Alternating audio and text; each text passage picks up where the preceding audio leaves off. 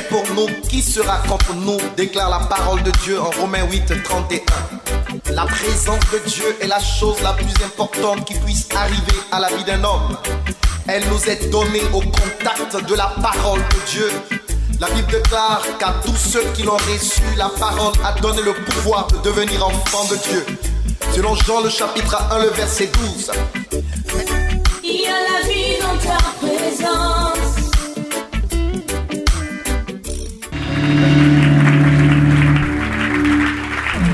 Alléluia. Bonsoir à tous.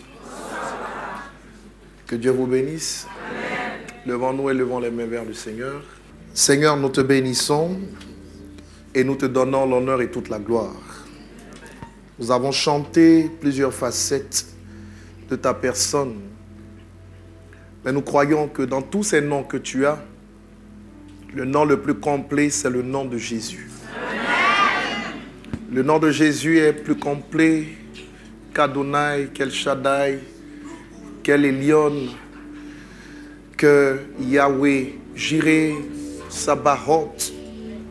Nous croyons et nous savons que tu as le nom le plus merveilleux. Seigneur, nous te remercions pour l'opportunité que tu nous offres d'être dans ta maison ce soir pour apprendre de toi, Merci parce que tu nous donnes d'apprendre effectivement et tu établis ta volonté dans nos vies. Révèle-toi à nous et change une vie ce soir. Si tu le fais, je fais le vœu de te donner absolument toute la gloire. Merci d'être avec nous et de nous bénir ce soir, Père. Au nom de Jésus, quelqu'un dit Amen très fortement.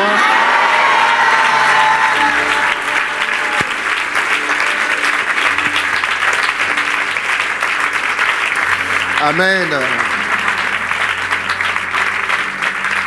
Dieu vous bénisse. Que le Seigneur vous bénisse.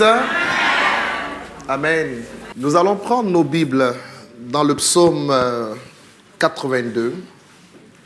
Je vais toucher à une vérité qui va changer votre vie pour toujours. Dites Amen. Et ces 3 jours, nous allons entrer dans des révélations tellement profondes que si vous suivez correctement et si vous appliquez ce que vous allez apprendre, votre vie certainement sera transformée, métamorphosée par la puissance de Dieu. Dites Amen. Alors prenez le psaume 82 et nous allons lire le psaume 82. Moi j'ai trouvé Jésus-Christ dans ma vie. Moi j'ai trouvé Jésus-Christ dans ma vie. Moi j'ai choisi Jésus-Christ comme sauveur. Moi j'ai choisi Jésus-Christ comme sauveur. Reculer, jamais reculer, jamais reculer, je ne veux plus reculer, jamais reculer, jamais reculer, jamais reculer, je veux toujours avancer, toujours avancer, toujours posséder, toujours posséder.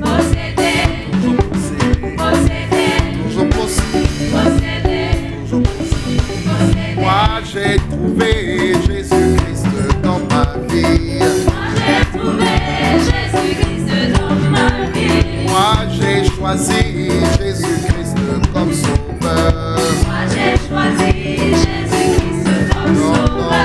Je ne veux plus reculer, jamais reculer, jamais reculer, avancer,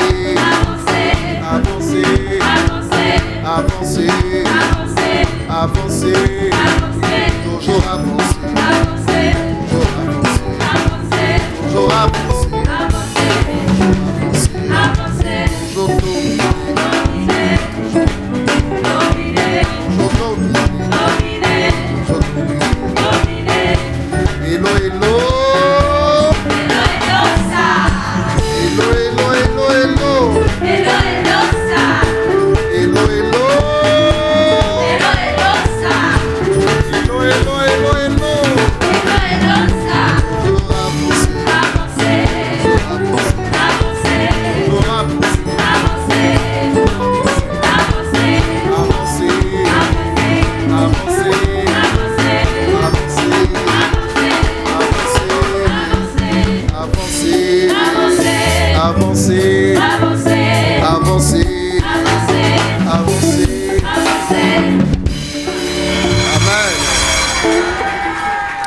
Est-ce que tu as choisi Jésus-Christ comme sauveur?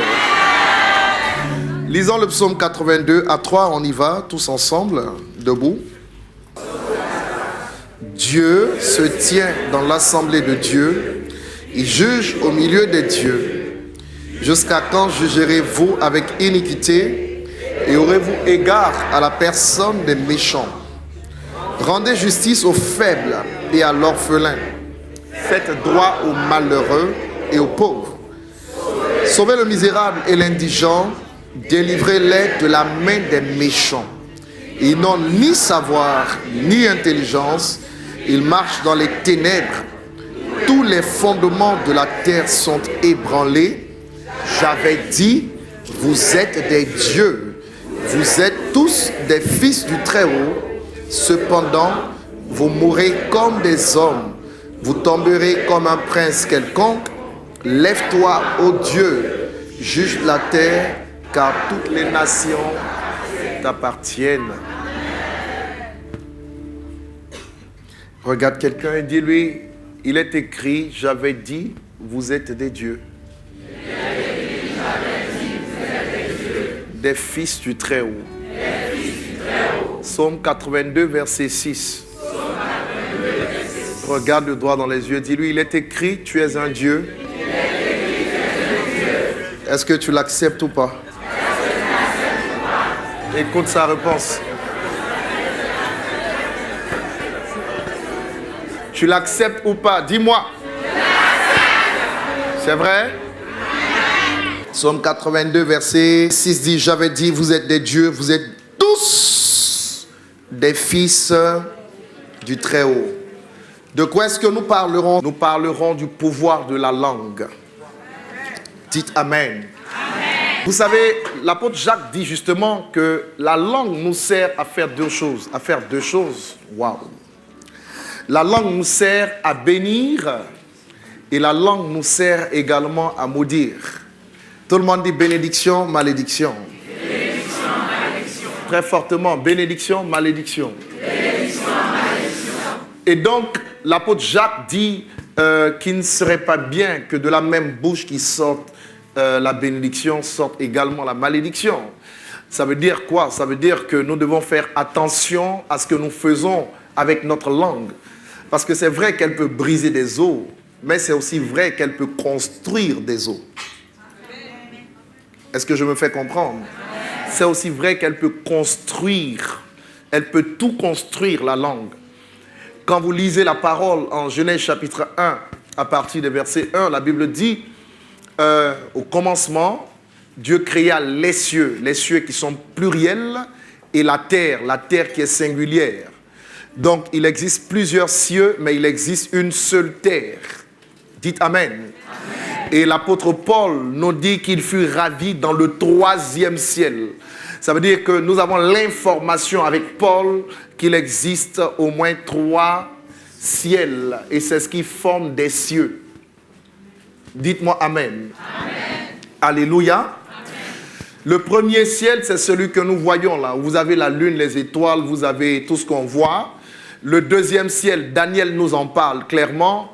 N'est-ce pas? Lorsqu'il pria 21 jours, la Bible dit que le chef de Perse, qui était localisé dans le 2e ciel, résista, n'est-ce pas, à l'ange Gabriel qui transportait la réponse vers Daniel. Et Michael est venu de plus haut pour délivrer Gabriel. Imaginez un ange, un archange, s'il vous plaît, emprisonné par des démons. Si un archange peut être emprisonné par des démons, les humains, bien sûr, cela devrait aller de soi. Dites-moi Amen, très bien. Amen. Alléluia. Amen. Et Michael vint délivrer Gabriel finalement, et Gabriel alla transporter le message à qui? Gabriel transporta le message à Daniel. Comprenez donc qu'il existe au moins 3 cieux. Paul dit qu'il fut ravi dans le 3e ciel, et c'est là qu'il vit la gloire de Dieu. Vous me comprenez? Par contre, la terre, elle est singulière. On n'a qu'une seule terre, pas 2, pas 3, une seule terre. Ça va? Et au verset 3, Genèse chapitre 1, la Bible dit, Dieu dit que la lumière soit, et la lumière fut. Ce qui veut dire que Dieu entra en action par la déclaration de la parole. Et qu'est-ce qui nous permet de déclarer la parole? C'est la bouche, vous me direz, n'est-ce pas? Mais à l'intérieur de la bouche, vous avez la langue. Ce membre formidable qui est le membre le plus puissant de tout notre être. Touche ton voisin, dis-lui, le membre le plus puissant sur toi, c'est ta langue. Ce n'est pas autre chose que ça. Oh, je ne sens pas de détermination dans ce que tu dis. Dis-lui, c'est ta langue. C'est ta langue. Vous me comprenez? C'est pourquoi avec la langue, on peut créer de bonnes choses.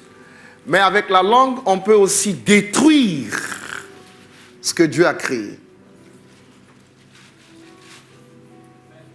Vous êtes là? Amen. Vous êtes là? Amen. Et donc, je voudrais nous enseigner cette semaine comment utiliser notre langue pour que notre vie change. Je voudrais nous enseigner comment utiliser, je répète, notre langue pour que notre vie change. Et je vous assure que d'ici dimanche, par l'utilisation de ce que je vais vous enseigner, certainement chacun d'entre nous aura un mot à dire avant la fin de ce mois, parce qu'on aura vu Dieu agir dans une dimension parfaite, dans un domaine bien précis de notre vie. Dis Amen et j'ai envie d'aller de l'avant. Et donc, comprenez bien comment ça fonctionne. La création va de pair avec la langue. Puisqu'il est écrit que 8 fois, Dieu va parler dans la Genèse au chapitre 1, et 8 fois, la parole de Dieu sera suivie de création. En d'autres termes, tant que Dieu n'ouvrait pas la bouche pour parler, il ne pouvait pas avoir de création. Amen. La parole qui est dite, Dieu dit, la parole qui est déclarée, la parole parlée, permettez-moi l'expression, est le fondement de la création. En d'autres termes, le principe fondateur de la création est la parole déclarée. S'il n'y a pas de parole déclarée, il n'y a pas de création. C'est pourquoi, et je vais tout de suite toucher un aspect important, c'est pourquoi la religion parfois nous trompe un peu. Vous savez, on peut prier dans notre cœur, mais pourquoi se priver de la bouche lorsqu'on l'obtient de la part de Dieu? Quand on l'a, on doit faire valoir notre bouche. Écoutez, très bien. J'entends souvent des gens dire que Dieu n'aime pas trop quand on parle et qu'on crie et qu'on... Voilà. C'est une erreur de parler ainsi.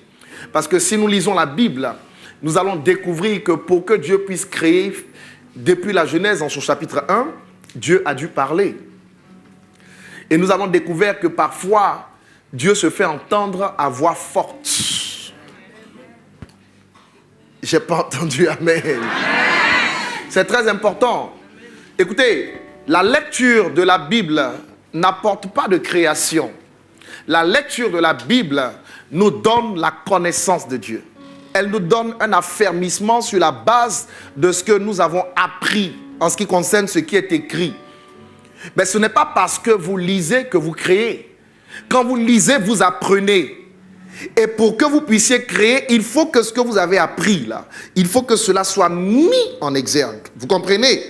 Et donc, tant que la bouche ne rentre pas en ligne de compte, il ne peut pas avoir de création. C'est pourquoi si vous priez, apprenez à ouvrir la bouche et à parler. Touche ton voisin, dis-lui, si tu ne parles pas, il n'y aura pas de création.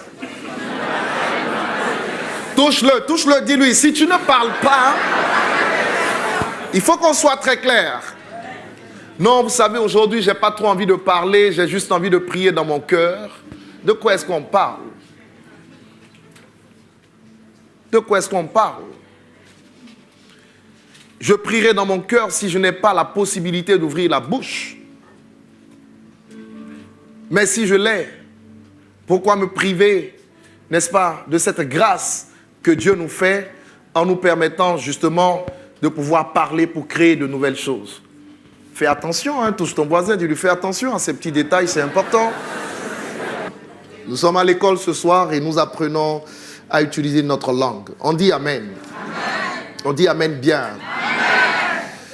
Vous savez, j'ai été ordonné, avant d'être ordonné évêque, bishop, j'ai été ordonné autrefois prophète, parce qu'il n'existe que 5 ministères sur terre. Vous avez les ministères d'apôtres, de prophètes, d'évangélistes, de pasteurs et de docteurs enseignants. D'accord? Et donc, vous n'avez pas un ministère de bishop ou d'archbishop, d'archevêque, non. L'évêque ou l'archevêque, c'est une position que Dieu donne dans l'armée de Dieu pour exercer une certaine autorité. Dites-moi amen, tout simplement. Mais ce n'est pas un ministère, c'est une position. C'est comme dans l'armée, prenez l'armée de la Côte d'Ivoire, vous avez des officiers supérieurs et vous avez des sous-officiers. Vous êtes d'accord avec moi? D'accord. Mais à chacun d'entre eux, il y a un grade qui est donné. Tu es général, tu es colonel, tu es, je ne sais pas moi. Alléluia. Amen. Alléluia. Amen. Et quelqu'un peut être nommé comme ça chef d'état-major. Et si vous êtes nommé chef d'état-major, c'est parce que vous êtes un officier supérieur. Et donc, quand on dit que vous êtes chef d'état-major, c'est juste une position qui vous permet d'exercer une autorité sur toute l'armée. L'évêque a une position pour exercer une autorité, mais ce n'est pas un ministère. De ministère, je suis prophète. On dit amen, très bien. Il faut bien comprendre comment ça fonctionne. Et j'ai une position dans l'armée de Dieu pour pouvoir manifester l'autorité que Dieu me confère. Alléluia. Et donc, vous ne pouvez pas être prophète sans parler du ministère de la langue. Ce n'est pas possible.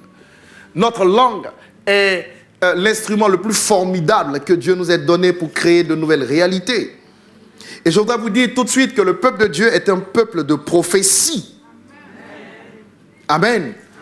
Dieu nous parle dans les Écritures à travers la prophétie. Et je suis d'accord avec la Bible transcrite de l'hébreu en français, parce que cette Bible-là, elle ne nous parle pas de l'Ancien et du Nouveau Testament. C'est une Bible qui nous parle, n'est-ce pas, des 2 alliances.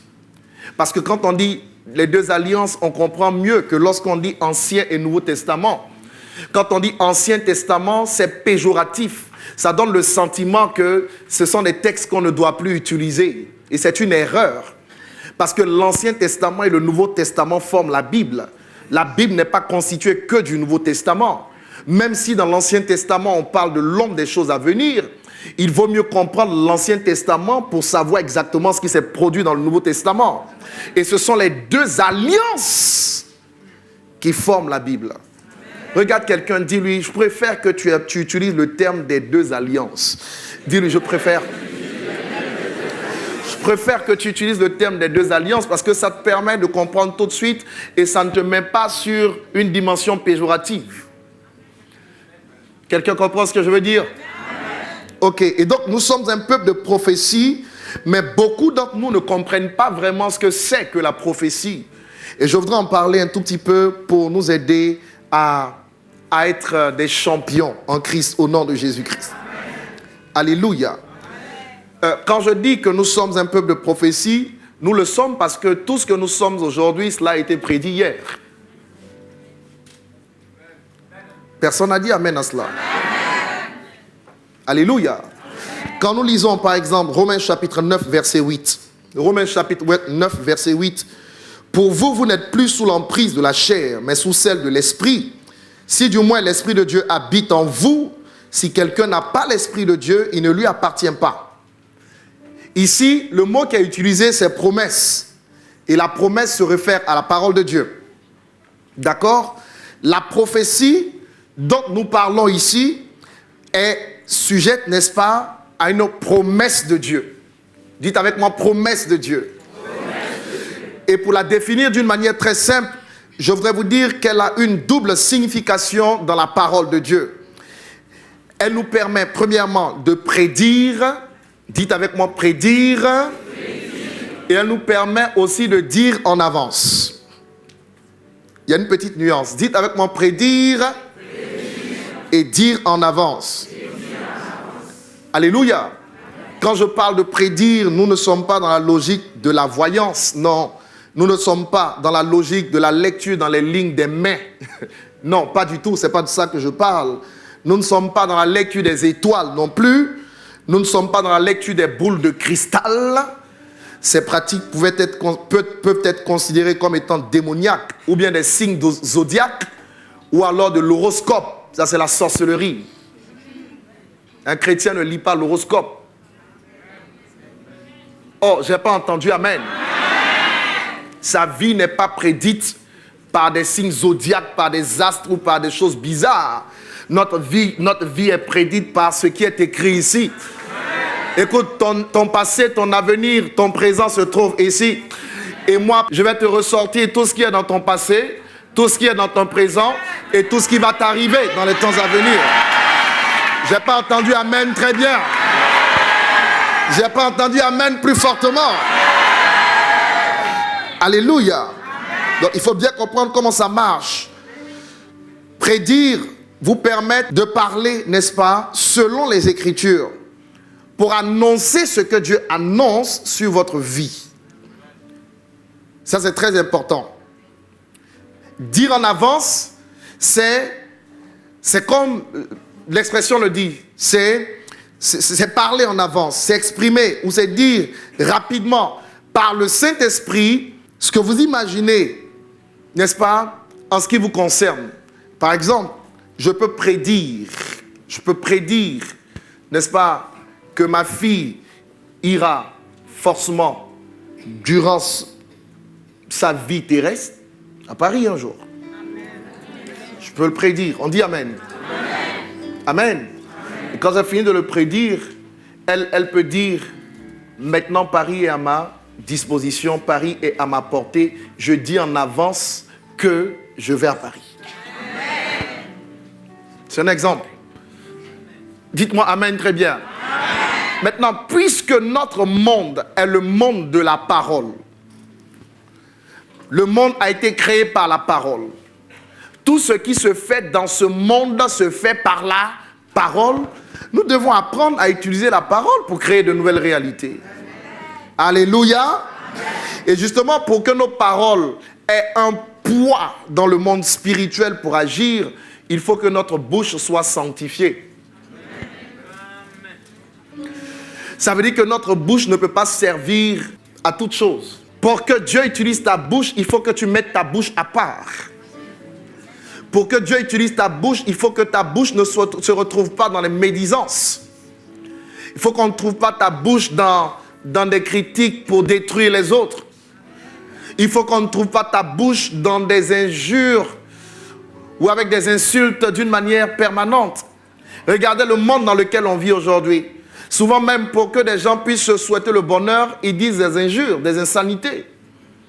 Mais la Bible dit que nous ne devons pas nous conformer au siècle présent. Nous ne devons pas nous conformer à ces réalités. Nous devons être transformés par le renouvellement de notre intelligence. Ça veut dire que nous ne pouvons pas parler comme parlent les mondains. Nous ne pouvons pas utiliser notre bouche comme ils l'utilisent. Certains disent des insanités, des injures d'une manière naturelle. Et ce n'est pas un problème. Pour bénir, ils maudissent. Et ils trouvent ça normal. Mais nous qui sommes les produits de la parole, la Bible dit, à ceux qui ont reçu la parole, Christ, elle leur a donné le pouvoir de devenir enfants de Dieu. Donc notre nouvelle naissance, c'est la naissance dans la parole. À partir du moment où nous sommes nés dans la parole, nous sommes appelés à vivre dans la parole et de la parole. Si vous comprenez que nous devons vivre de la parole, alors nos paroles doivent être en adéquation avec les Écritures si nous voulons obtenir des résultats. Un parent qui dit à son fils « tu es bête » est devenu le propre sorcier de son enfant. À quoi sert ta bouche? Touche ton voisin, pose-lui la question. Dieu ne nous a pas donné la bouche uniquement pour manger. Dieu ne nous a pas donné la bouche, je répète, uniquement pour manger, mais il nous l'a donné comme l'instrument de création que nous avons. C'est pourquoi je dis que dans notre bouche se trouve l'instrument le plus puissant que nous avons dans notre corps, qui est notre langue.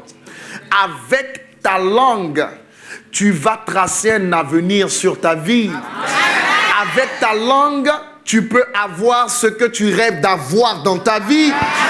Mais pour que tu puisses la voir, il faut un premier exercice. Il faut que ta bouche soit sanctifiée et consacrée à Dieu. J'ai pas entendu amen. Regarde ton voisin, dis-lui plus d'injures dans cette bouche, plus jamais. Regarde-le, dis-lui ça, plus de ça dans cette bouche. Regarde-le, dis-lui, discipline ta langue, discipline.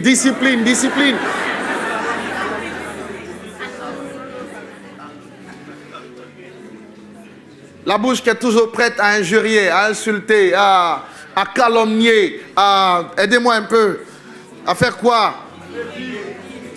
À maudire, à médire, à diffamer. Ce sont des choses très mauvaises. Et ce sont des choses qui détruisent au lieu de construire. Il faut faire attention à l'utilisation de notre bouche. Il faut faire attention à l'utilisation de notre langue. Dites-moi amen très bien. Amen. Regarde quelqu'un, dis-lui, fais attention à l'utilisation de ta langue. C'est très important. Fais attention.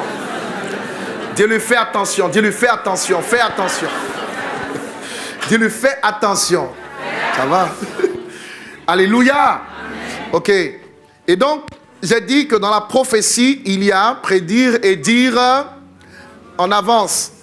Et je voudrais vous dire que pour que nous soyons un peuple efficace dans la prière, nous devons avoir une discipline au niveau de notre bouche. Il faut une grande discipline.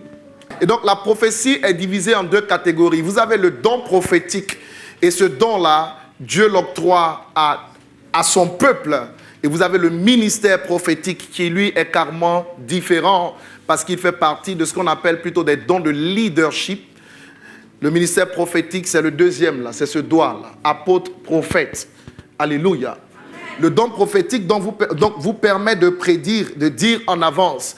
Avec ce don-là, n'est-ce pas, le peuple de Dieu peut entrer dans une vie victorieuse, mais incroyable, si nous savons comment utiliser ce que Dieu met à notre disposition. Dites amen. Amen.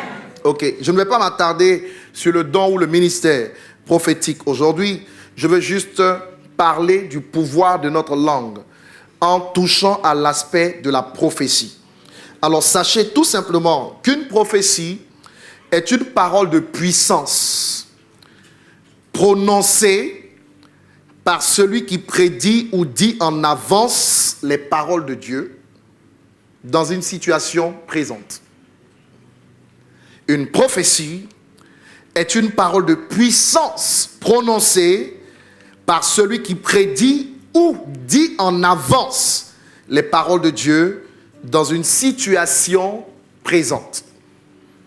Prophétiser signifierait alors prononcer des paroles de puissance, des paroles remplies de la capacité de Dieu à provoquer des changements pour faire en sorte que les choses arrivent telles qu'elles sont dites.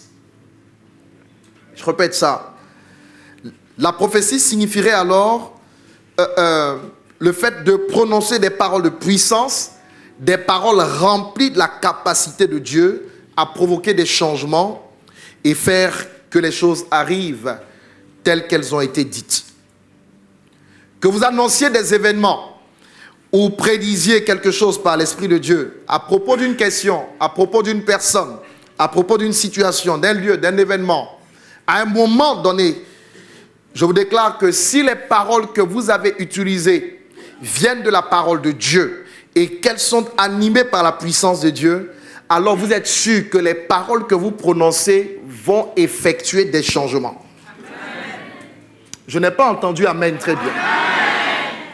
Les paroles que vous prononcez vont effectuer des changements. Pour qu'il y ait changement alors, il faut que les paroles qui sont dites soient des paroles qu'on tire des Écritures. Ça, c'est très important.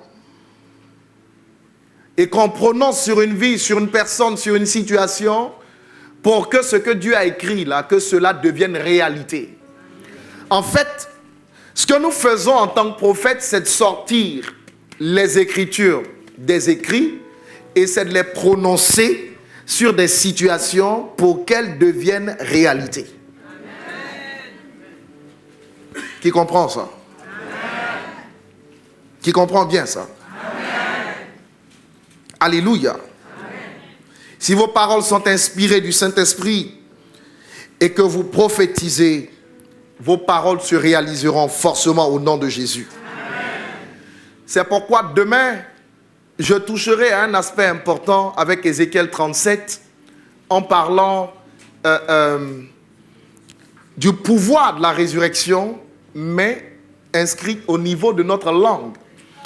Et demain, nous allons prophétiser pour que tout ce qui est mort, pourri, desséché dans votre vie, que cela reprenne vie au nom de Jésus-Christ. La compréhension est d'abord importante avant de passer à l'action. Vous me comprenez? Alors, qu'est-ce que c'est que la prophétie? Qui me définit déjà ce que j'ai dit tout à l'heure. C'est quoi? Parole de puissance prononcée par celui qui prédit ou dit en avance les paroles de Dieu dans une situation présente. Touche ton voisin, dis-lui, tu dois prophétiser ce soir. Donc, en prophétisant, qu'est-ce qu'il va dire? Oh oh, j'ai pas encore évolué là. Qu'est-ce qu'il va dire? Des paroles de puissance. Il va les dire sur quoi? Sur des situations pour effectuer des changements. Vous pensez que c'est la semaine des changements? J'ai pas entendu amen. Vous pensez qu'il y aura des changements cette semaine?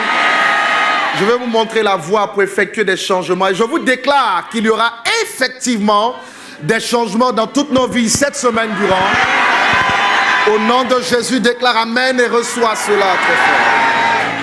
Alléluia. Et donc, nous avons lu, passons directement, nous avons lu le psaume 82 dans toute sa splendeur. Et le psaume 82 nous parle d'un discours, le discours d'Asaph. Et c'est un discours qui touche, n'est-ce pas, le cours de la vie des hommes. Et ce qui est choquant dans ce psaume, c'est qu'il est dit, je crois au verset 5, qu'il y a un problème que rencontrent les hommes d'une manière générale et les fils de Dieu. Et ce problème, c'est qu'ils manquent de connaissance et de compréhension par rapport à la volonté de Dieu pour leur vie. Manque de connaissance, manque de compréhension par rapport à la volonté de Dieu pour leur vie. Gardez bien le psaume 82. Le verset 5. Ils n'ont ni savoir, ni intelligence. Ils marchent dans les ténèbres et tous les fondements de la terre sont ébranlés. C'est pour ça qu'il n'y a pas de connaissance et de compréhension. Qu'est-ce qui se passe dans ce psaume? Je vais vous l'expliquer d'une manière très simple. Dans ce psaume, Asaph exprime la condition des humains, la condition des hommes. Il dit qu'il y a plusieurs hommes qui marchent dans l'obscurité et les bases de leur vie sont hors de la trajectoire divine. Puisqu'ils marchent dans l'obscurité.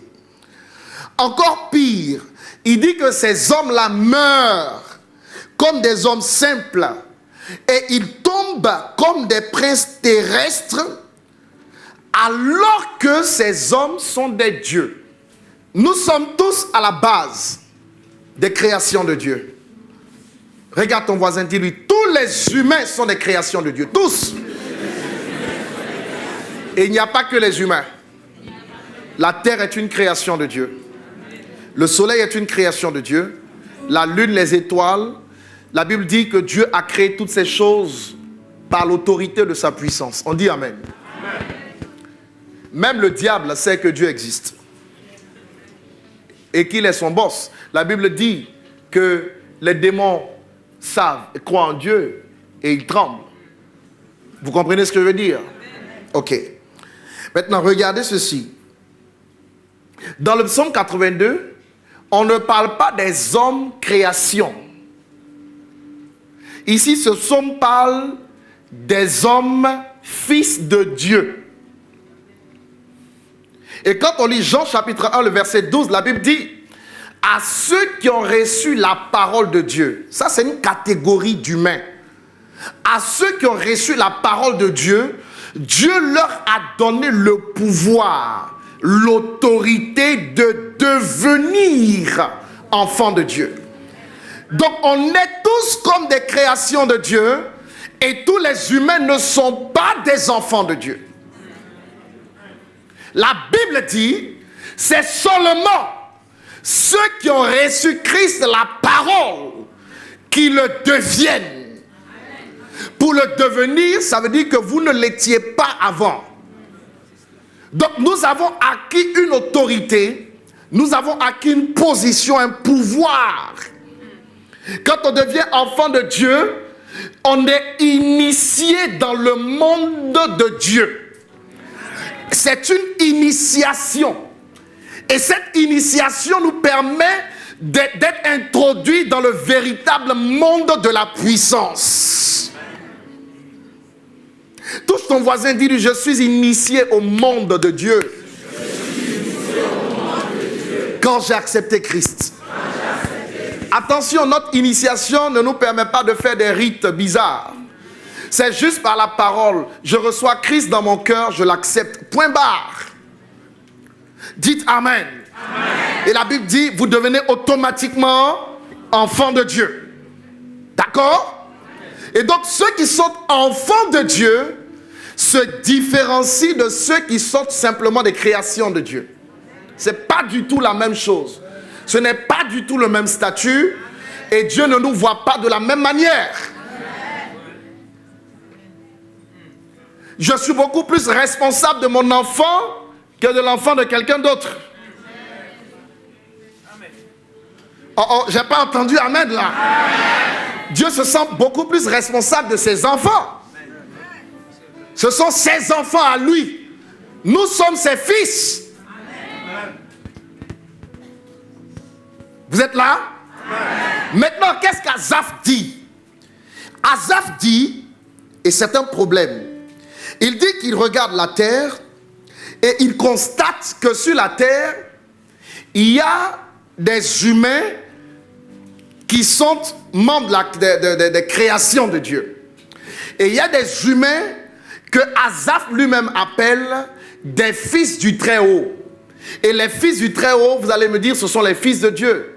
Asaph dit que ceux-là, on les appelle des dieux avec petit d. Et il dit que leur père, c'est Dieu avec grand D. Mais quoi de plus normal? Un chien, qu'est-ce qu'il enfante? Des chiots.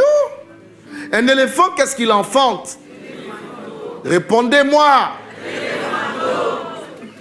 Une poule, qu'est-ce qu'elle enfante?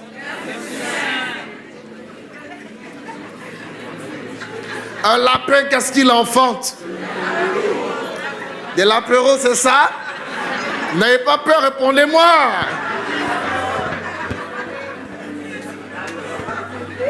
Alléluia. Vous êtes d'accord avec moi? Comment on appelle une brebis, qu'est-ce qu'elle enfante? Un agneau. Un agneau, n'est-ce pas? C'est comme ça que ça marche, non? Alors Dieu, qu'est-ce qu'il enfante? Tu n'as pas dit. J'ai dit, qu'est-ce qu'il enfante? Ils ne veulent pas le dire, les religieux sont ici ce soir. Je sens qu'il y a des religieux pleins ici. J'ai dit, qu'est-ce que Dieu enfante? Qui es-tu, toi? Ils n'osent pas le dire. Il y en a qui le disent sur le bout de la langue. Il y en a qui le disent avec frayeur, avec peur. Non! Ce n'est pas nous qui le disons, c'est écrit. Si le poulet enfante, des quoi? Des poussins. C'est un principe que Dieu a établi. Regardez depuis la Genèse. Il dit, tout ce qu'il crée là se reproduit dans son espèce. Quand vous plantez le noyau d'une mangue, ça ne donne pas des goyaves. ça donne un manguier. Vous plantez les pépins des oranges, ça donne un oranger. Vous comprenez? Quand Dieu libère sa sémence dans la vie des hommes, ces hommes ne sont plus des hommes ordinaires. Ces hommes deviennent des fils de Dieu. Est-ce que je parle à des fils de Dieu ici ce soir? Est-ce que je parle à des fils de Dieu ici ce soir? Maintenant, Asaph dit, les fils de Dieu, on les appelle Dieu. Avec petit D. Ça, c'est important. Parce que si tu as mis le grand D, tu es mort avant même d'avoir écrit.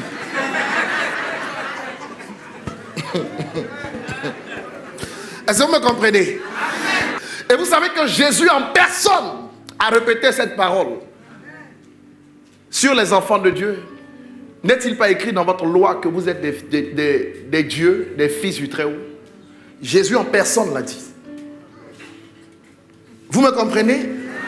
Maintenant, si la Bible nous dit que nous avons acquis une autorité, nous avons acquis un pouvoir, et ce pouvoir-là a fait de nous maintenant des fils de Dieu, et ce pouvoir-là nous a mis alors dans la classe de Dieu. Quand tu deviens fils de Dieu, tu fais partie maintenant de la classe de Dieu. Tu fais partie de la catégorie de Dieu. Tu fais partie de l'espèce de Dieu. Tu dois apprendre alors à faire comme ton père fait. Et si ton père crée, si tu apprends comment il fait pour créer, toi aussi, parce que tu es de son espèce, tu... On dirait que tu es en train de comprendre ce soir. Parce que tu es de son espèce, tu pourras aussi apprendre à faire comme il fait. Je sens que j'aurai affaire cette semaine à des créateurs. Je n'ai pas entendu amen très fortement. Il y a une réalité qui n'existait pas dans ta vie que tu vas créer.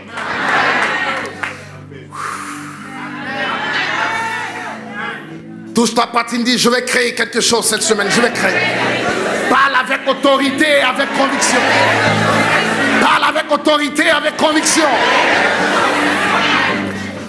Vous savez ce que Dieu enfante? De Dieu.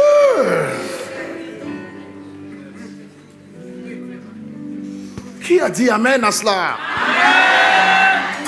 Je n'invente rien, je vous lis ce qui est écrit. Alors, regardez le constat d'Asaph.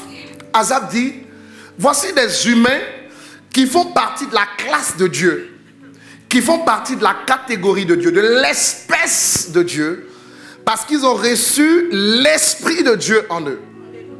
D'accord? Et Asaph dit, il voit que nous avons reçu l'Esprit de Dieu, que nous sommes des fils du Très-Haut, que nous sommes même des dieux avec petit d. Et il dit, cependant, ces hommes qui sont des dieux meurent comme de vulgaires humains.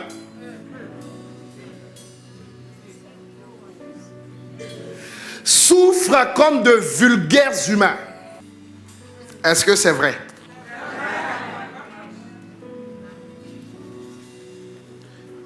Il dit, ces hommes tombent même comme des princes quelconques, de vulgaires humains tout simplement. Alors, quelle est la révélation la plus profonde dans ce texte? Si vous lisez bien, à partir du verset 2, il est dit, même au verset 1, Dieu avec grand D, Dieu avec grand D, se tient dans l'assemblée de Dieu avec grand D, et il juge au milieu des dieux avec petit d. Dieu se tient dans l'assemblée de Dieu et Dieu juge au milieu des dieux, de ses fils, petit d. Le verset 2 dit, « Jusqu'à quand jugerez-vous avec iniquité et aurez-vous égard à la personne des méchants ?» Dieu avec grand D regarde ses fils et il leur dit, au verset 3, pour aller plus vite, « Rendez justice aux faibles. » Vous, Dieu avec petit d, rendez justice aux faibles. Il dit, faites droit à l'orphelin, aux malheureux, aux pauvres. Dieu avec petit d, sauver le misérable et l'indigent. Délivrez-les de la main des méchants. Dieu ne dit pas je ferai cela. Il dit vous, Dieu avec petit d, délivrez-les de la main des méchants. Mais comment délivrer quelqu'un si vous n'êtes pas délivré vous-même? Et comment être délivré si vous ne connaissez même pas votre statut et si vous ne savez pas quels sont les avantages rattachés à ce statut que vous devez utiliser pour votre propre libération? Comment?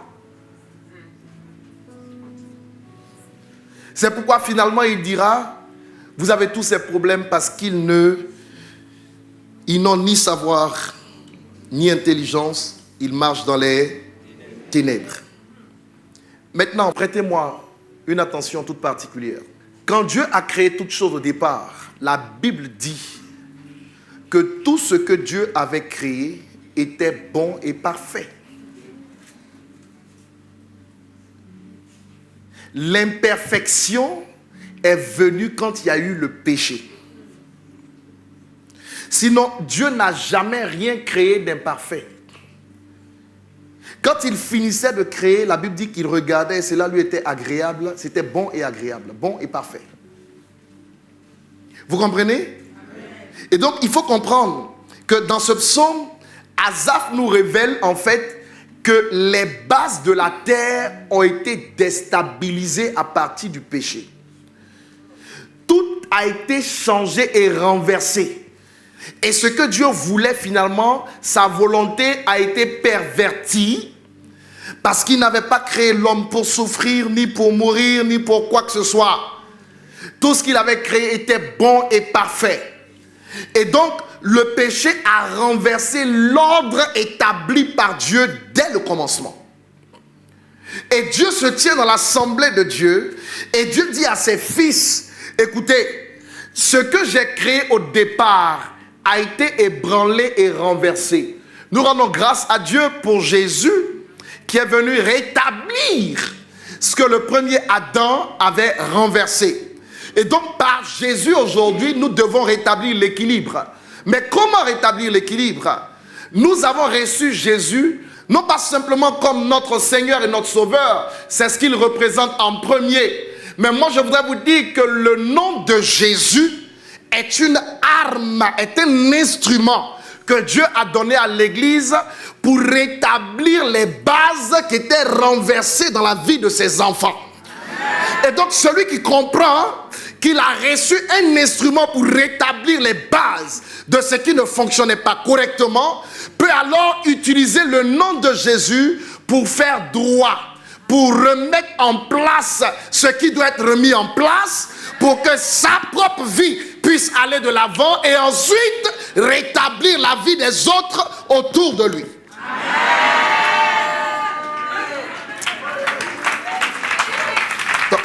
C'est une explication. Je ne sais pas si je me fais comprendre. Mais en fait, il faut bien comprendre que Asaph nous révèle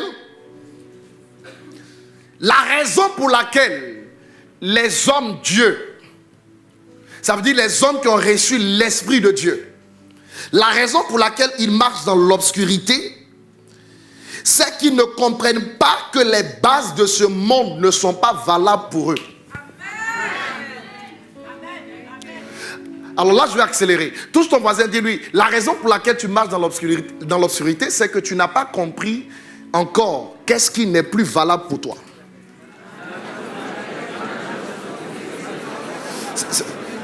Ce n'est pas très fort ça. Ça veut dire, il y a des réalités qui ne sont plus valables pour toi et moi. Maintenant, pour que ces réalités-là, elles ne sont plus valables, mais vous pouvez les vivre. Pour qu'elles puissent s'en aller, il faut déjà comprendre qu'elles ne sont pas à leur place dans votre vie. Parce que si vous n'avez pas compris qu'elles ne sont pas à leur place, vous ne ferez rien pour vous en débarrasser. Et vous direz, c'est la volonté de Dieu. Quelqu'un dira c'est la volonté de Dieu qu'il soit pauvre. Quelqu'un d'autre dira c'est la volonté de Dieu qu'il soit célibataire.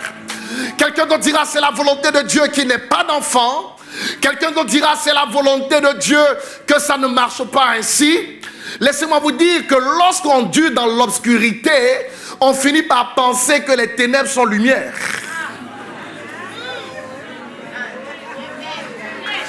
Je ne sais pas si je me fais comprendre.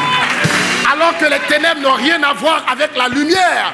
Maintenant, pour accéder à la lumière, il faut déjà comprendre que la situation dans laquelle je suis est anormale. Ce n'est pas une base que Dieu a établie pour ma vie. Ce n'est pas quelque chose que Dieu a voulu pour... Ce n'est pas quelque chose que Dieu a voulu pour moi. Il faut d'abord comprendre. Et c'est à partir de la compréhension que vient le déclic. C'est à partir de la compréhension que vient le déclic. S'il n'y a pas de compréhension, il ne peut pas avoir de miracle. Il ne peut pas avoir de transformation. Combien de gens sont restés dans leur situation des années durant et ont fini par croire finalement que Dieu les voulait ainsi? Combien de gens ont souffert de certaines réalités et ont fini par penser que Dieu était d'accord qu'elles restent dans ces situations indéfiniment? Asaph nous dit, ce qu'il a créé au départ était bon et parfait. Regarde ton voisin, dis-lui, tu trouveras l'œuvre de Dieu dans ta vie lorsque tu rencontreras le bon et le parfait. Dis-lui ça, dis-lui ça, dis-lui ça. Maintenant, si tu ne trouves pas le bon et le parfait, ça veut dire que tu vas rencontrer des problèmes. Mais ce que tu rencontres là, il faut que tu comprennes que ce sont des réalités que Dieu n'a pas prescrites pour toi. C'est le diable qui a fait une prescription et puis il te les a envoyées. Maintenant qu'il te les a envoyées, qu'est-ce que tu fais des prescriptions du diable? Et c'est là qu'Asaph nous donne le secret. Il dit, Dieu se tient au milieu de ses enfants, dans l'assemblée de Dieu, et Dieu leur demande, Dieu lui-même nous demande, faites droit aux orphelins, faites droit aux malheureux, remettez de l'ordre là où il y a le désordre. Dieu dit, c'est à vous de le faire. C'est là mon point focal. Quelqu'un dit, c'est à moi de le faire. Ah, tu ne parles pas avec autorité. Quelqu'un dit, c'est à moi. Dis-le encore très bien. Dis-le encore plus fort. C'est à toi et moi. Quelqu'un regarde sa vie et il voit la tristesse. Quelqu'un regarde sa vie, il voit le manque. Quelqu'un regarde sa vie, il voit la souffrance. Quelqu'un regarde sa vie, quoi encore? La stagnation. Quelqu'un regarde sa vie, les choses n'évoluent pas comme tu l'aurais souhaité. Écoute-moi très bien. J'ai une solution pour toi cette semaine. Et je suis venu te dire comment tu dois faire pour que ça change. Parce que j'ai observé longtemps durant que parfois nous allions autrefois à des programmes. Des gens viennent nous dire, Dieu va te lever, Dieu va te bénir, Dieu va te prospérer. Et quand les autres ne voient pas ces réalités dans leur vie, ils sont frustrés parce que Dieu a parlé, mais on n'a pas vu ce que Dieu a dit s'accomplir. Puisqu'ils attendaient, ils ont attendu, et ils n'ont pas vu ce que Dieu a dit. Je suis venu te dire que si Dieu l'a dit, il est prêt à le faire. Mais le problème, c'est que tu n'as pas compris ta responsabilité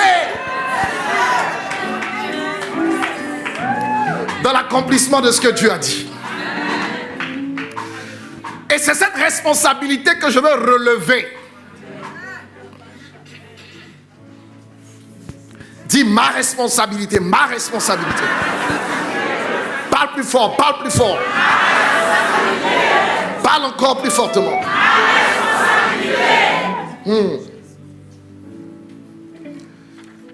Asaph dit de la part du Seigneur que le Seigneur ordonne que je rende justice aux faibles, que je rende justice à l'orphelin, que je fasse droit aux malheureux et aux pauvres, que je sauve le misérable et l'indigent et que je les délivre de la main des méchants.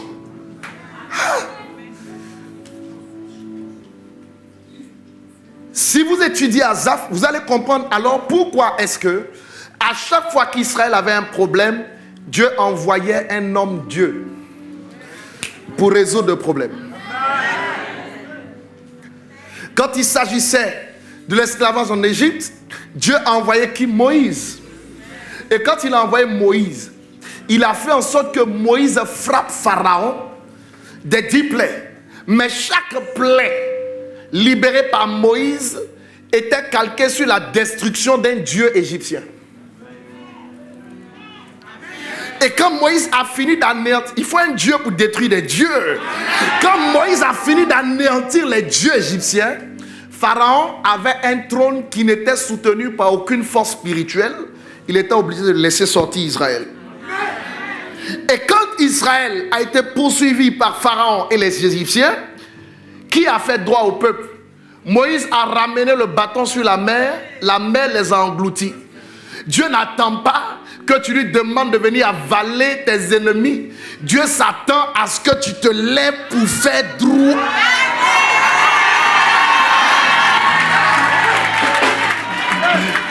Je ne sais pas comment vous l'expliquer en fait. Dieu s'attend à ce que ce soit toi qui te lèves pour pouvoir rétablir l'ordre. Je suis venu te dire que le diable a renversé l'ordre des choses dans ta famille. Le diable a renversé l'ordre des choses dans ton église. Le diable a renversé l'ordre des choses dans ton pays. Et le Seigneur s'attend à ce que ce soit toi qui revienne mettre de l'ordre là où tu avais du désordre. Alléluia. Dis c'est moi qui dois mettre de l'ordre, c'est moi, dis c'est moi. Parle avec conviction, dis c'est moi, c'est moi, c'est moi. Parle pour toi, dis c'est moi. Alléluia. Pourquoi tu dois mettre de l'ordre? Parce que tu as compris que Dieu s'attend à toi pour agir. Dieu s'attend à ce que tu rentres en mouvement pour que son esprit puisse entrer en mouvement. Quand tu seras assis, il sera assis. Quand tu seras couché, il sera couché. Quand tu te lèveras, il se lèvera. Quand tu marcheras, il marchera. Tu sais pourquoi? Parce que le Dieu que tu cherches, tu n'as pas encore compris qu'il est en toi. Pendant que tu es couché, il est couché. Mais pendant que tu marches, il marche avec toi. Pendant que tes mains sont levées, ses mains sont levées. Oh là là là là là là là là là là là là là là là là. Est-ce que tu es en train de comprendre ce que je suis en train de te prêcher ce soir? Ouf. Tu comprends ça, ma fille? Qui doit rendre justice? Quelqu'un doit se lever, aller dans son boulot et déclarer: si je suis fils de Dieu, et si je suis comme la Bible le dit, je suis Dieu avec petit d. Si la Bible dit que je le suis, c'est que je le suis. Et si cette personne... Attendez. Tu dois juste te lever. Tu arrives au linteau des portes de cette maison et tu déclares: c'est moi le président de cette entreprise. C'est moi le directeur. Oh là là là là là là là là là. Le problème que les chrétiens ont, c'est qu'ils n'ont pas la compréhension. C'est écrit, verset 5. Ils n'ont pas la compréhension de ce que Dieu a établi comme étant sa volonté. Si tu le comprends, tu agiras comme étant un Dieu.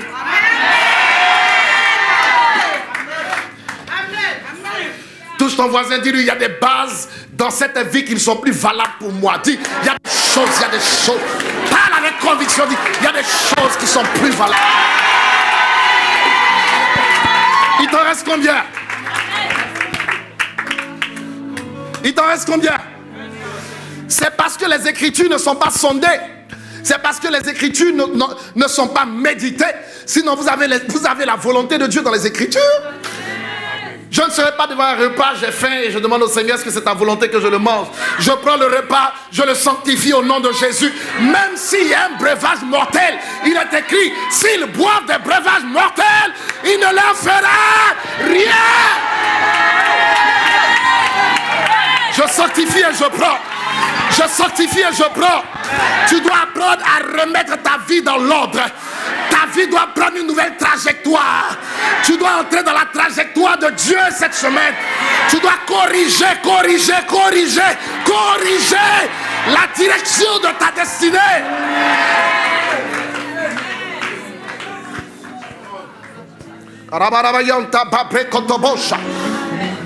Ils ne comprennent pas quelle est la volonté de Dieu. Dieu parle à l'assemblée, il dit c'est à vous de faire droit. Vous savez, c'est une vérité que j'ai compris cette vérité il n'y a pas très longtemps, ça doit faire 9-10 ans. Et vous savez, quand j'ai compris cette vérité, dorénavant, quand je me retrouve devant un cas de maladie, je ne dis plus, oh Seigneur, je t'en prie, viens guérir cet homme. Oh Seigneur, ça c'est la religion ça. Oh Seigneur, je t'en supplie, viens et interviens. Non, je n'ai pas besoin d'appeler Dieu pour l'intervention.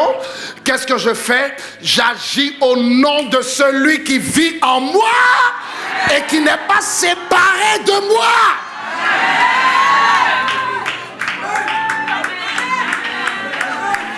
Oh là là là là là, j'ai l'impression que vous n'avez pas compris encore.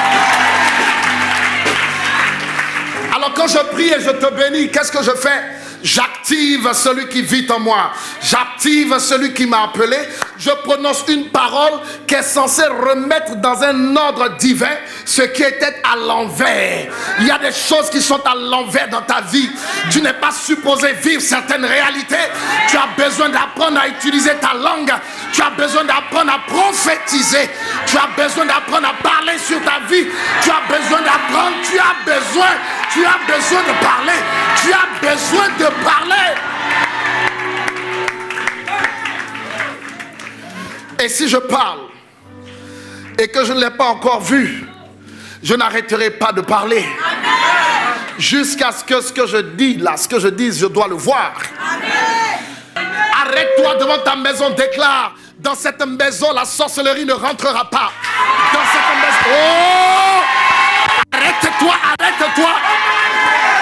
Arrête-toi sur tes enfants, déclare: mon fils, je déclare que tu es le meilleur de ta génération. Tu es l'enfant le plus béni, le plus intelligent, l'enfant le plus prospère. Et tu lui imposes les mains. Fais cela sans relâche. Sa vie ira dans la direction de tes paroles. Sa vie ira dans la direction de tes paroles.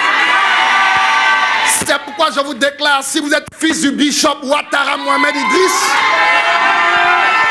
recevez cette parole. Dans ce pays qu'est la Côte d'Ivoire, je déclare que vous mangerez les meilleurs fruits. Je déclare que vous dominerez au nom de Jésus. Levez les mains, dites amen et recevez la parole avec autorité. Levez les mains, dites amen et recevez la parole avec autorité. Alléluia. Alléluia. Qui est en train de comprendre ce que j'enseigne ce soir? Vous avez même des chrétiens qui viennent à l'église et quand ils regardent leur futur, ils pleurent. C'est-à-dire, le présent même te fait faire des funérailles, mais le futur. On dirait que vous n'êtes pas en train de me comprendre. Si tu fais des funérailles dans le présent, qu'est-ce que tu vas faire au futur?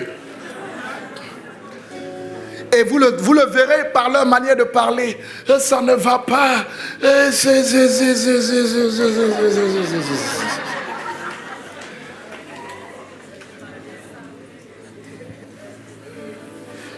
Il y en a qui vont aller. Hé papa, je souffre. Mais comment tu peux dire je?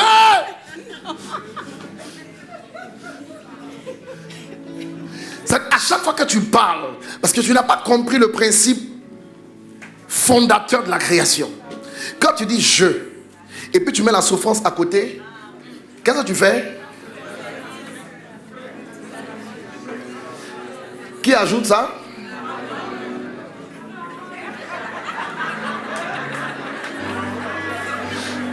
Ça, c'est toi-même qui le fais.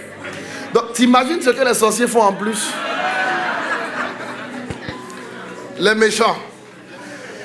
Regarde quelqu'un, dis-lui: quand tu me regardes, je ressemble à quelqu'un qui souffre, moi.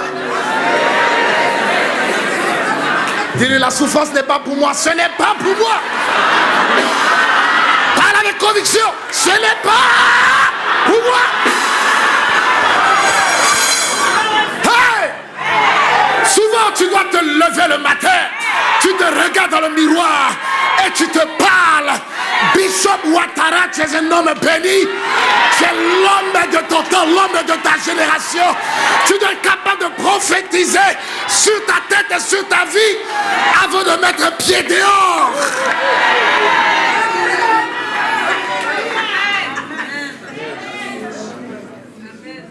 Hey! Qui t'a dit que tu ne verras pas ce que Dieu a dit que tu verras? Je suis venu te dire que c'est des menteurs. C'est des menteurs 10 000 fois.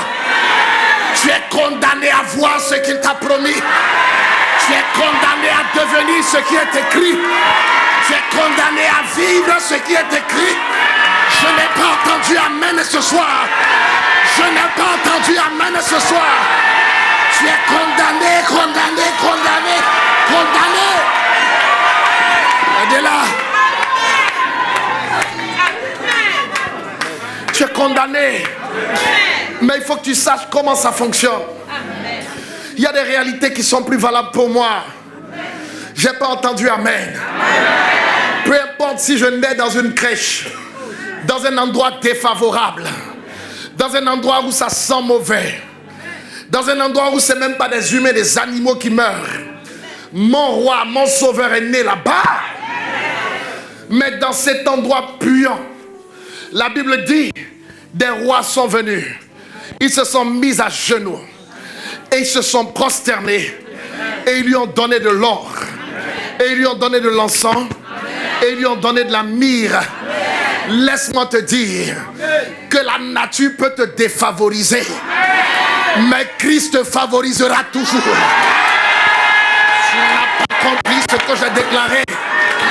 Christ te favorisera toujours. Peu importe les réalités dans lesquelles tu as vécu, l'or te trouvera là. Le diamant te trouvera là. Si tu apprends à parler et si tu apprends à prophétiser, ta bouche va ramener vers toi ce que les paroles qui sortent de ta bouche disent que tu es. Je répète, je dis, si tu apprends à prophétiser correctement, ce qui sort de ta bouche est le résultat que tu auras dans ta vie.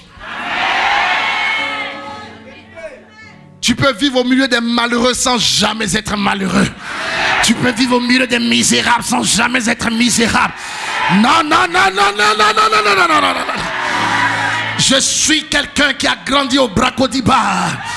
Mais les gens me regardaient et ils disaient, le jeune homme là, il est à part, hein? Il ne s'habille pas comme nous, il ne parle pas comme nous, il ne joue pas comme nous, il ne se mélange pas à nous. J'avais compris depuis tel longtemps à quelle espèce j'appartenais. Et quand tu sais à quelle espèce tu appartiens, tu ne te mélanges pas à tout le monde. Tu dois, oh là là là là là là là là là là là là là, tu dois savoir qui tu es.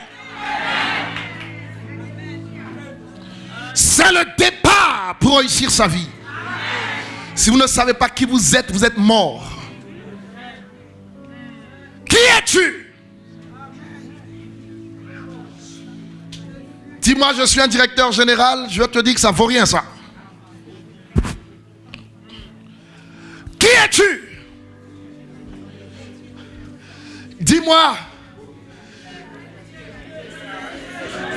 Dis-moi, je veux juste savoir. Qui es-tu? Qui es-tu ce soir? Docteur Lia, qui es-tu? L'Ivoirien dit tu es qui? Maintenant, quand on dit tu es un petit Dieu, ça veut dire que tu dois apprendre à faire quoi? À te comporter comme lui. Dis avec moi, me comporter comme mon Père. Qu'est-ce qui caractérise Dieu en premier? C'est la sainteté.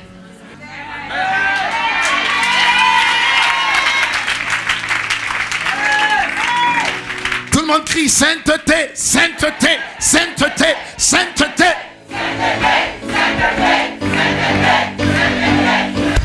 Vous comprenez ça?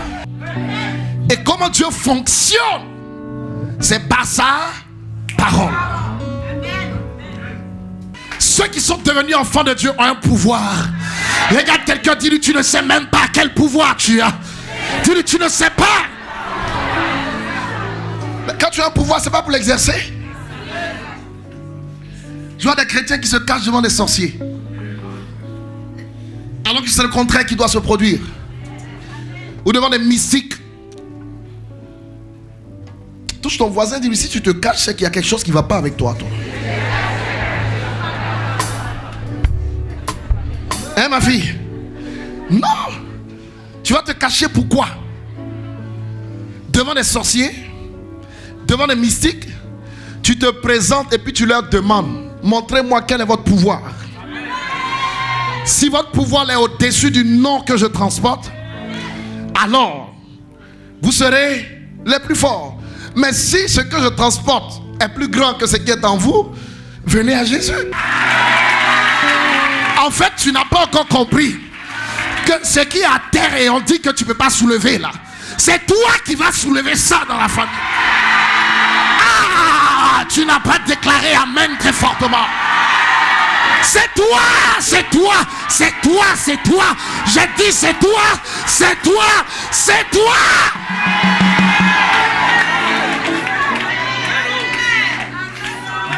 Nous avons des chrétiens qui ont perdu confiance en eux. Ils ont perdu confiance en eux. Ils ont perdu confiance en Dieu. Des gens qui ne croient même plus en la puissance de Dieu. Qui croient qu'ils resteront indéfiniment dans ces situations. Jamais. Quelqu'un regarde ton voisin, dis-lui jamais, jamais, jamais. Dis-lui jamais. Hey, ce que je dis est ce que je gagne. Qu'est-ce que je dis sur ma vie? Qu'est-ce que je dis sur mon travail? Qu'est-ce que je dis sur mon épouse? Mon époux, Salomon regarde sa femme et il l'appelle ma parfaite. Mon fils, j'ai travaillé sur ça. Hein? J'ai travaillé dessus parce que je sais qu'une femme du temps de Salomon ne peut pas être parfaite. Et de mon temps également. Mais pourquoi Salomon appelle-t-il sa femme ma parfaite? Il a fait quoi? Il veut créer. Il a créé la perfection en elle. Toi, tu regardes ta femme, elle fait une petite erreur, c'est le monde entier qui le saura.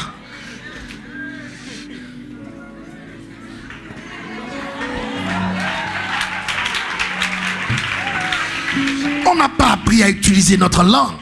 On n'a pas appris. Si tu vois que ça ne te plaît pas, comment tu corriges? C'est Dieu qui va descendre? Non.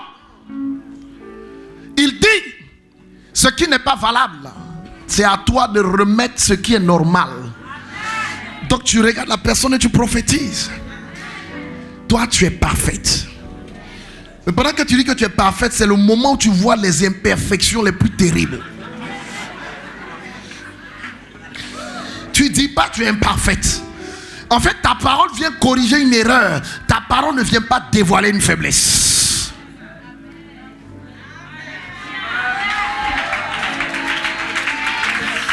Vous ne dites pas Amen à ce que je suis en train de dire. Et pendant que tu l'appelles parfait, il devient de plus en plus imparfait. Il n'y a pas de problème. Tu ne regardes pas son imperfection. Toi, tu continues de déclarer la perfection. La perfection.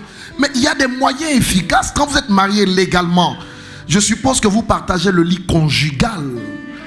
Mais sur le lit conjugal, il y a des techniques tellement simples. Quand tu prophétises, à un moment donné, tu as un peu ton huile d'onction dans la main. Il y a des petites caresses sur la tête qui ne sont jamais refusées.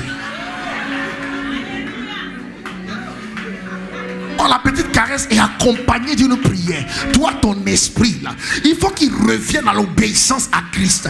Tu ne vas pas servir le diable. Tu vas servir Christ, mon mari.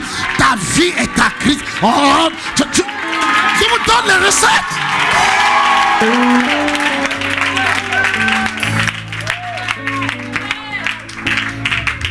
Mais il y en a, tu vas les voir, hein? Quand tu vois des situations comme ça, c'est des funérailles. Toutes les nuits, les larmes peuvent remplir un seau. Est-ce que ça a changé la situation? Dieu ne regarde pas nos larmes. Dieu regarde sa parole. Si Dieu devait regarder à nos larmes, Israël ne ferait pas plus de 400 ans dans l'esclavage en Égypte. Israël ne ferait pas 40 ans dans le désert. Apprends des écritures et change les réalités de ta vie. Le pouvoir qui contrôle ton avenir est dans ta bouche. Le Seigneur te donne l'autorité de déclarer sa parole sur ta vie. Et tu verras que les choses vont évoluer. Les choses vont changer. N'arrête jamais de prophétiser. L'enfant va venir. N'arrête jamais de prophétiser un nouveau travail. Le travail va venir. N'arrête jamais de prophétiser des milliards. Les milliards vont venir. N'arrête jamais de prophétiser des hauteurs spirituelles. Tu atteindras des hauteurs que les autres n'ont pas atteintes. N'arrête jamais. J'ai dit ton avenir est dans ta bouche. La parole est dans ta bouche. Tu dois apprendre à dire ce que tu veux être. Tu dois apprendre à prononcer ce que tu veux être. Tu dois apprendre à enlever les obstacles.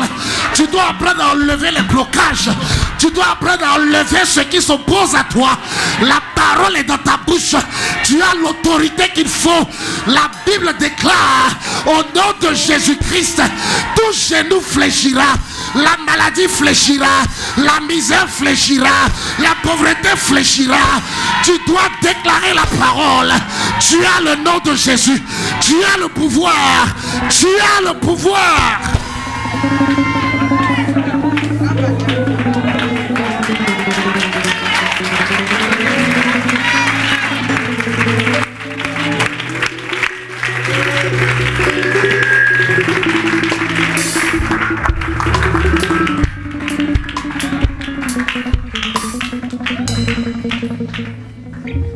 Hey.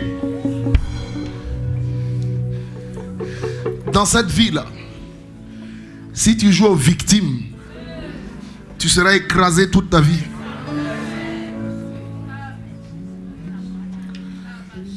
Lève-toi et va dire à 3 personnes, il n'y a pas de victime ici. Hein? Dis-lui dans notre église là. Non, non, non, non, non.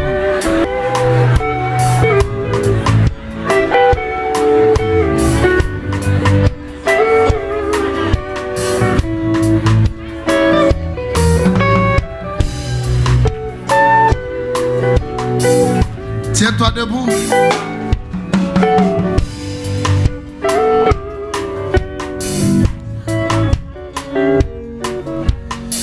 Gloire à Dieu. Qui a compris cet enseignement?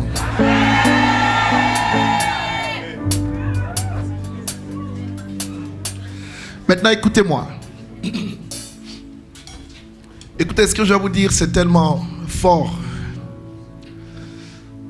Dieu a tout créé parfaitement. Il a posé les bases de la perfection. Qui a changé ces bases? Ce n'est pas Dieu. Ce n'est même pas le diable. C'est l'homme. Dites Amen. Et quand l'homme a changé les bases, tout est devenu incorrect. Dans la santé, dans les affaires, dans la prospérité, tout est devenu instable. Alors Dieu nous donne un second Adam, il s'appelle Jésus. Il nous le donne pour rétablir les bases dans l'ordre. Alors le nom de Jésus qui nous est donné là, ce n'est pas un décor. C'est un instrument de puissance. Et avec ce nom, vous devez manifester le pouvoir que Dieu vous a donné en faisant de vous des hommes Dieu. Je n'ai pas entendu Amen. Vous devez apprendre cela. Je vous ai dit que Dieu se nourrit de la sainteté. Un chrétien doit être saint. Et ça doit être une base indiscutable. Il ne se vautre pas dans le péché, dans des choses que Dieu n'aime pas. Et on vient au Seigneur, on ne veut pas changer ses réalités, on dit Seigneur bénis-moi. Dieu ne fonctionne pas comme ça. Touche ton voisin et dis non, non, non, non, Dieu il n'est pas comme ça, il ne fonctionne pas comme ça. Il faut que tu règles dans ta vie ce qui ne va pas. C'est clair. Vous me comprenez? Maintenant, quand tu restes là, tu as un pouvoir que tu n'imagines même pas. Regardez, l'étoile de Jésus a été suivie depuis l'Orient jusqu'où? Jusqu'à Bethléem. S'il a une étoile, c'est que tu en as une. C'est ça? Je vous l'ai enseigné il n'y a pas très longtemps. Est-ce que tu sais que les gens suivent ton étoile? Mais ils ne suivent pas l'étoile de tout le monde. Donc il ne faut pas ternir ton étoile en vivant mal. Il y a trop de puissance que Dieu a mis à notre disposition. Ta famille en a besoin, notre pays surtout. Et moi c'est ça mon rêve, la Côte d'Ivoire en a besoin. Ton avenir est dans ta bouche. Waouh. Waouh. Regarde juste ton voisin et dis-lui, je ne meurs pas cette année, c'est tout. Apprends à parler. Regarde, dis-lui, je ne meurs pas cette année. Au nom de... Est-ce que tu sais que tu viens de prophétiser? Tu n'as pas eu besoin de dire ainsi parle le Seigneur. Mais je veux juste que tu saches que si les choses ne vont pas bien dans ta vie, ce n'est pas la faute de Dieu, c'est ta faute. Les désobéissances du départ ont fait que Dieu a été invité dans le problème. S'il avait été consulté au départ, on n'aurait pas eu de problème. Donc laissez-le prendre le soin de régler le problème. Mais n'arrêtez pas de prophétiser. Ferme les yeux et parle en esprit un instant.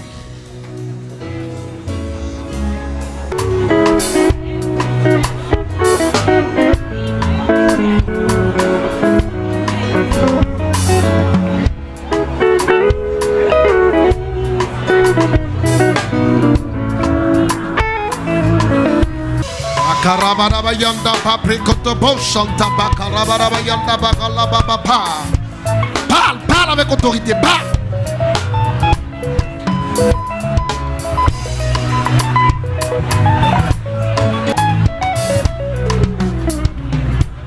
Levons les mains. La Bible dit, Dieu va parler et sa parole sera suivie de création. La parole est la matière première avec laquelle le Saint-Esprit travaille. Le Saint-Esprit est l'agent exécuteur de la parole. Et pour qu'il œuvre, il faut qu'il trouve la matière première. Il faut que tu parles sur ta vie, que tu déclares des paroles. Ce soir, tu dois remettre ta vie en ordre. Tu dois remettre les bases en ordre. Tu dois chasser le désordre. Tu dois chasser la maladie. Tu dois remettre toutes choses en ordre. Ta vie spirituelle doit aller de l'avant. Tu dois atteindre les hauteurs les plus inespérées. Tu dois prophétiser sur toi. Alors je veux te donner 5 minutes et je veux que tu parles à haute voix. C'est ce que Dieu utilise pour créer. Parle à haute voix sur ta vie et sur les circonstances dans ta vie. Remets en ordre ce qui était dans le désordre. Parle avec autorité. Parle. Ne joue pas avec cette prière.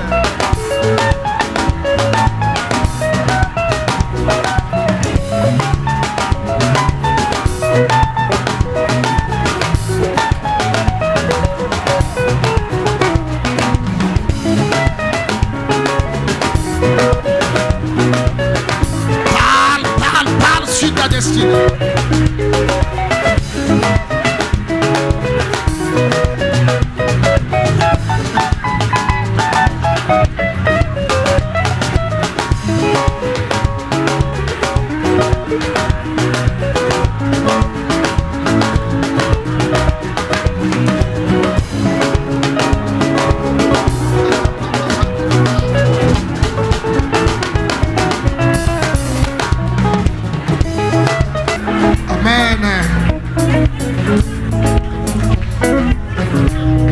Regardez ici.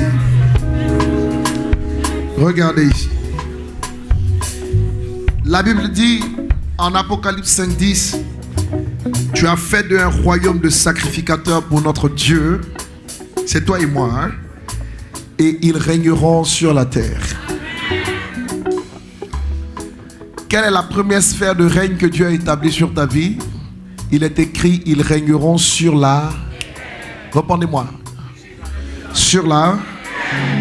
C'est écrit premièrement que tu régneras dans le ciel? C'est écrit. Amen. Alors regarde ton voisin, dis-lui, si tu ne règnes pas sur cette terre, tu seras frustré. Et la frustration peut te faire perdre ton salut. Parce qu'elle va créer de mauvais sentiments dans ton cœur. Jalousie, rancœur, amertume, haine, etc. Pour ton propre salut, tu as besoin de régner. Qui comprend ça? Ok. Je veux que tu pries parce qu'il y a des réalités qui ne sont pas valables pour toi, mais que ta vie expérimente. Il faut que tu mettes de l'ordre. Tu as le nom de Jésus. Tu as le pouvoir. Je veux que tu mettes de l'ordre. Que tu mettes de l'ordre et que ce qui n'est pas valable pour toi s'en aille loin de ta vie. Tu peux déclarer à ces blocages éternels de recevoir cet ordre de la part du Seigneur. Il débarrasse le plancher ce soir même au nom de Jésus-Christ. Tu peux parler avec violence et détruire les forces qui s'opposent à toi.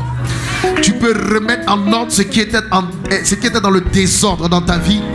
Je veux maintenant que tu prennes autorité sur ce que le diable...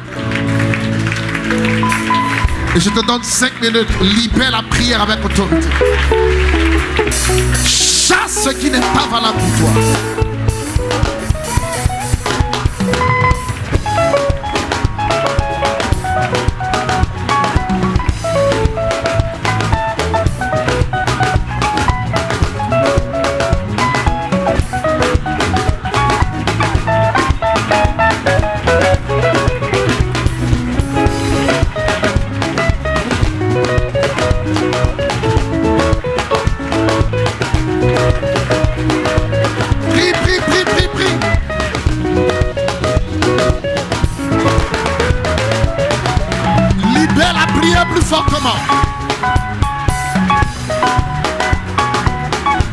Remets de l'ordre.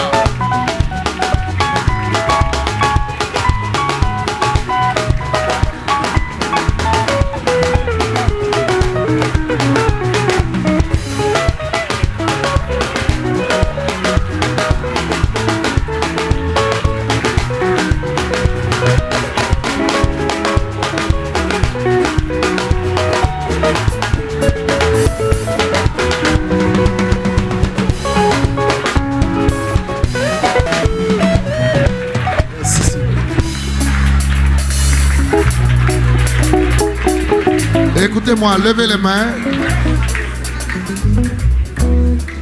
Levez les mains. Regardez les écrans ou regardez-moi, vous qui êtes dans la première salle. Écoutez ceci. Vous n'êtes plus censés vivre comme des victimes. Dis, je ne suis pas une victime. Je ne suis pas une victime.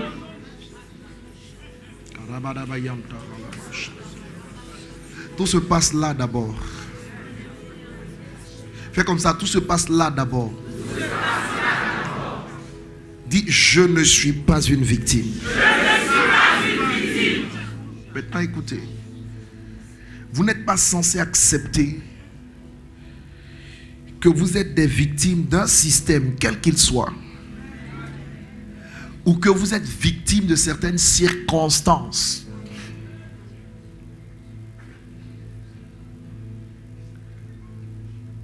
Quand tu es béni et que tu quittes la Côte d'Ivoire, tu arrives en France, tu es béni en France. Peu importe le système que tu trouves en place, tu vas aux États-Unis, tu es béni aux États-Unis. Ce n'est pas leur système qui t'influence. Mais c'est ce qui est en toi qui t'impose, qui s'impose dans l'environnement où tu vas. Et c'est ce que je recherche cette semaine. Il y a une chose en toi qui doit s'imposer à un environnement dans lequel tu es. Et pour cela, tu dois apprendre à prophétiser. Levez la main droite et dites avec moi. Seigneur Jésus, je te dis merci. Parce qu'aujourd'hui, tu me donnes de savoir qui je suis.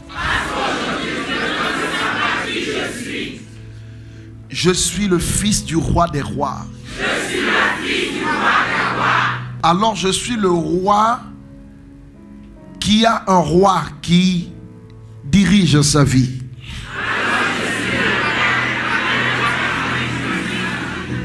Quelle grâce, je suis l'enfant du roi. Quelle grâce, je suis l'enfant du roi.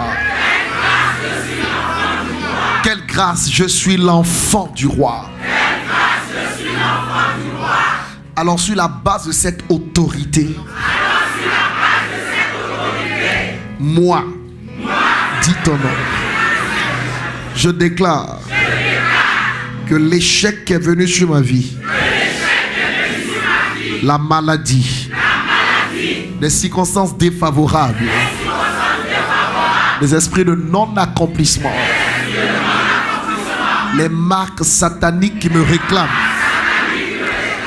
réclament, des réclamations de tout genre, je déclare à compter de ce jour, au nom de Jésus, par l'autorité de ce nom, que ces forces qui m'avaient enlacé sont brisées.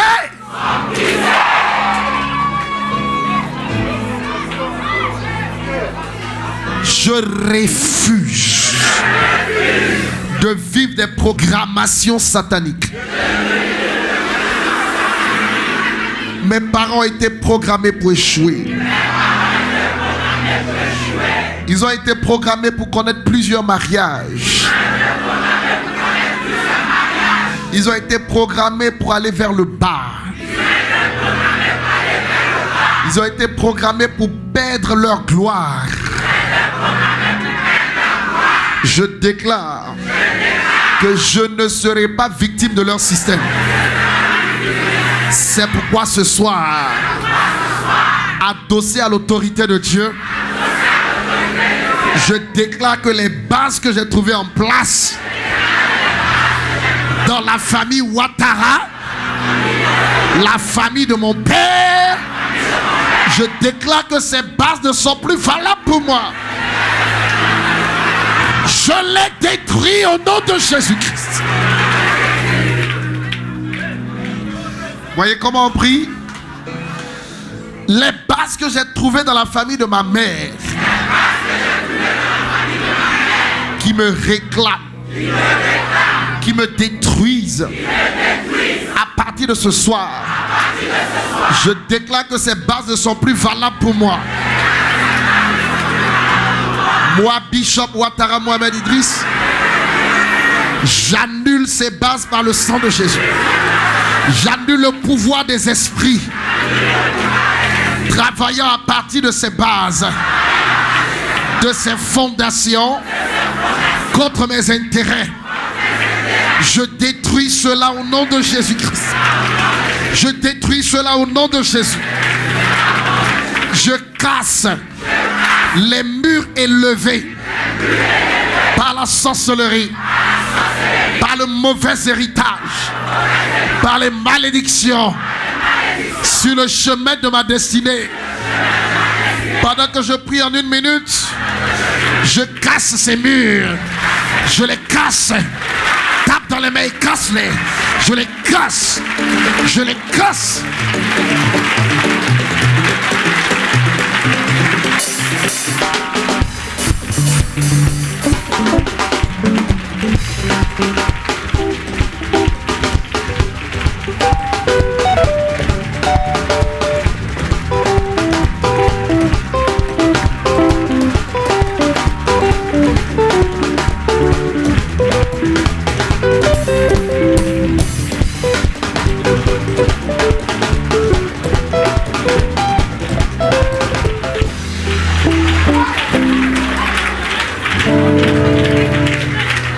Je vous montre la voie ce soir. Et c'est comme ça que vous devez aller prier chez vous à la maison. Dites avec moi, levez les mains. Dites Seigneur Jésus,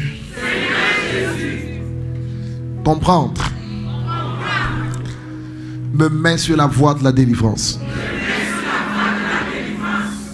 Connaître et appliquer ce que je connais m'affranchit. La Bible dit vous connaîtrez la vérité. Et la vérité vous affranchira. C'est pourquoi ce soir, moi,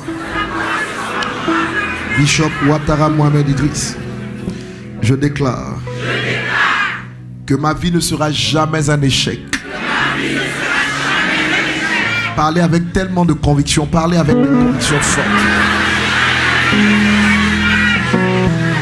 Jamais je ne serai pauvre. Jamais je ne serai misérable. Jamais je ne serai malade. Je déclare que j'ai la santé divine. Je déclare que je suis plus que vainqueur par celui qui m'a appelé. Ma vie est un succès. Plus qu'un succès. Une réussite.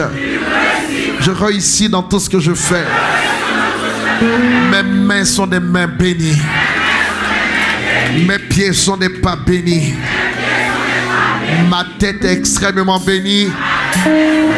Mon corps entier est béni. Je déclare que tout ce qui m'a été destiné s'agrippe à moi maintenant par le principe biblique de l'identification. Je déclare que je suis un aimant. Un aimant qui attire vers lui ce qui lui est destiné. À partir de ce soir, j'attire la faveur, j'attire des déblocages, j'attire la guérison, j'attire des ouvertures, j'attire un exaucement, j'attire un miracle, j'attire et j'attire et j'attire, j'attire, j'attire.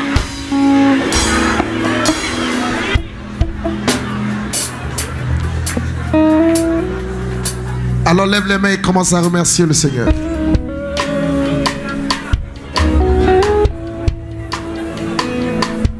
C'est là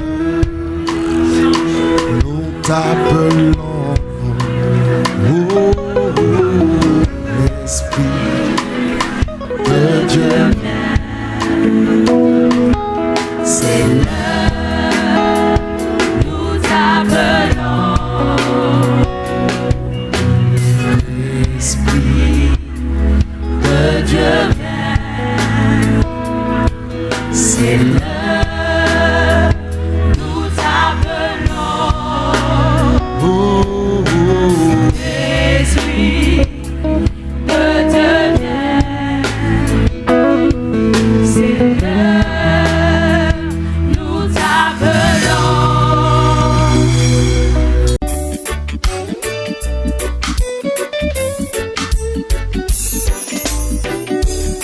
Il y a la vie dans ta présence.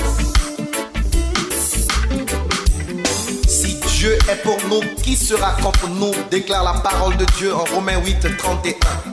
La présence de Dieu est la chose la plus importante qui puisse arriver à la vie d'un homme. Elle nous est donnée au contact de la parole de Dieu. La Bible déclare qu'à tous ceux qui l'ont reçu, la parole a donné le pouvoir de devenir enfants de Dieu. Selon Jean le chapitre 1, le verset 12.